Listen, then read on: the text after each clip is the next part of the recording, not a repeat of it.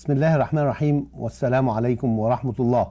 Welcome to Spirit of Islam. I'm your host Ashraf Zaghloul, and today inshallah we'll talk about the contribution of Muslim women to the society. I'd like to introduce our guests today, Urzram here, Rubina Siddiqui, and Farheen Khan. Assalamu alaikum. Wa alaikum assalam. Urzram, you chose for the topic today. What was your thinking or what's your feeling about this? Well, first of all, assalamu alaikum. Thank you for having me on the show today.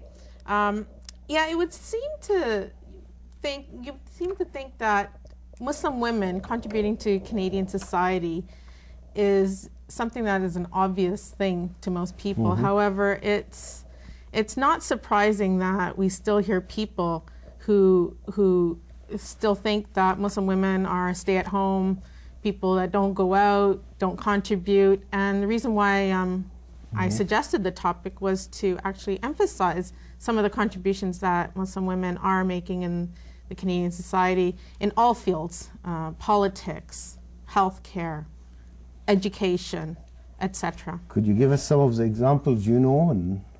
Well, I would actually, before I even go there, I'd actually just like to start talking about some of the challenges that Muslim women face in the Canadian society. And although we have women who wear the hijab, that is apparently still an issue that Muslim women still feel is preventing them from fully participating in the Canadian society. We recently had a customs officer who was fired, and we had a female soccer player who was prevented from playing sports because of the hijab interfering with her game. So I did want to talk about some of the positive contributions nonetheless.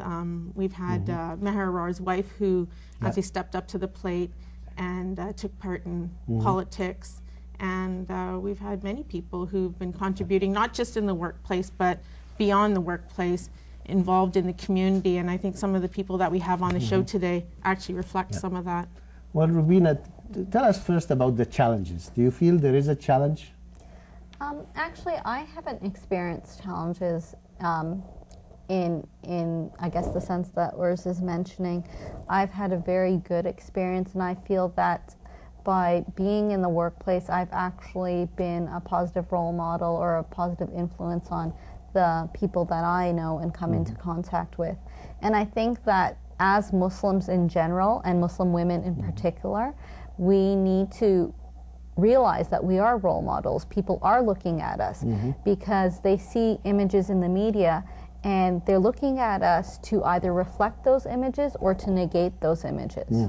So our job as Muslims and Muslim women is to negate those images. What about you, Farheen? What's your thoughts on this?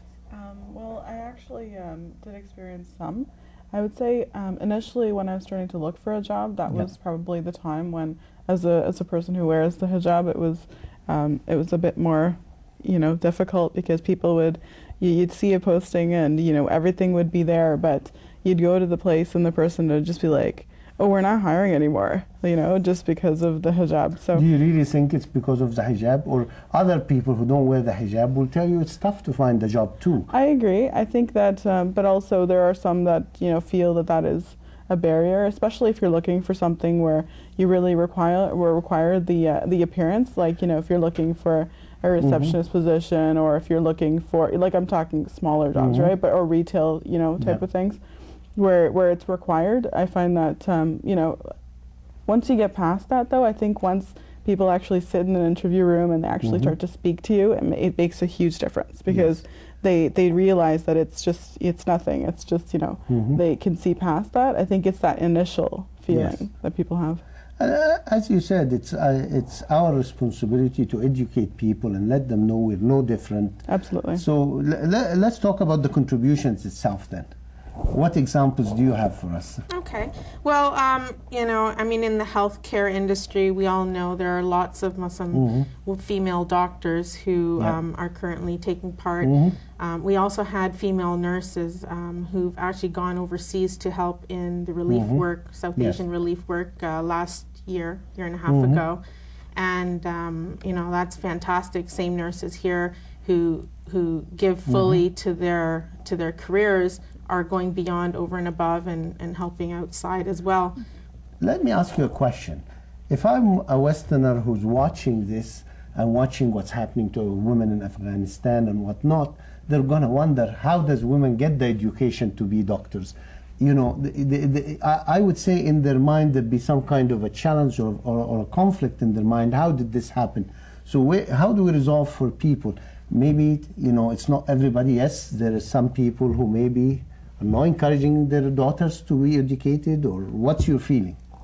Well, Islamically, we know that that's not correct. Yes, Islamically, we know that you're supposed to attain education even if you have to go as far as China. Yeah. So, you know, and attaining that education is the right, is a human right for everyone. So whether, you know, and there are lots of reasons why women can't be educated in countries like Afghanistan because of cultural you know, reasons and not so much religious. And I think people have a hard time differentiating and separating the two. But how do we tell people it's cultural and has nothing to do with religion? Well, I think that we need to look at some of the examples from the past and some of the examples that they're familiar with. A lot of people here will celebrate St. Patrick's Day, and it's become part of mainstream society. But really, it's from the Irish tradition and Irish culture. So just as St. Patrick's Day has become part of Canadian society, we need to bring our experiences into this society and make it part of the whole Canadian society.